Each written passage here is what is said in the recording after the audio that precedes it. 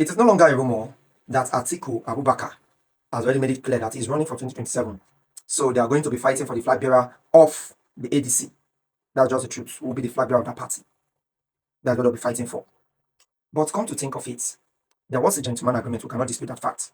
Despite it was not on black and white, but there was a gentleman agreement, which Atiku was also part of it. And the agreement was simple. He did not run for 8 years.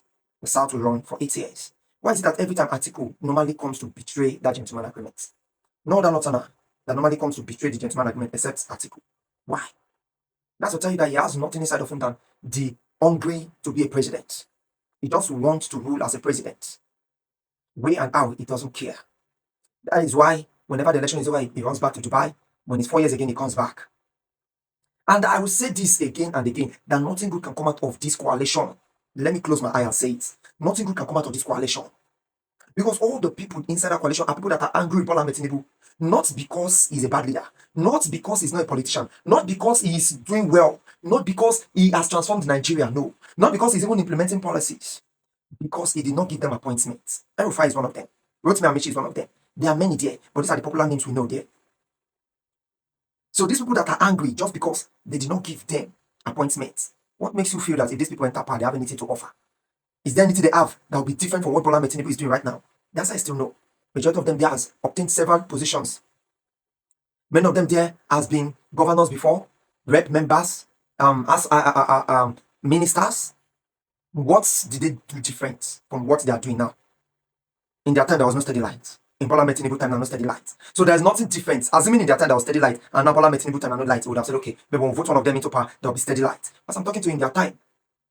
The only person people are seeing as sent in that midst is Peter Obi, and nobody know how sent he is. You understand? But it's because a lot of people are saying, and this man is somehow sent in one way or the other. So that is why a lot of people are trying to credit that coalition. But the coalition will not work. Or it is an association of greedy criminals. That's the truth. Because at the end of the day, they will not give Peter Obi the flag bearer, we know. Now, let me put it through. They set a trap for Obi to fall into. That's the truth. He has finally fallen into the trap, all in the name of coalition. Now, you already know that all of them there do not need good governance. I don't know about him because he started the campaign among them there. But at the end of the day, all of them there, outside him now, do not need good governance. He knows. So, will he comfortably support any of those people? Peradventure, they become the flag bearer? That means he's also supporting incompetence. That's the truth. Let us be frank with ourselves without living in denial. And that means he's of no different of them. Yes, because they say birds of the same feather flocks together. I don't know who is going to be angry, but that's the truth.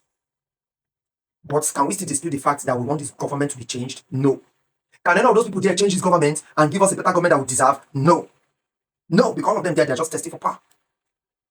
So, on the long run, it is left for Nigerian youths to come together, do the right thing.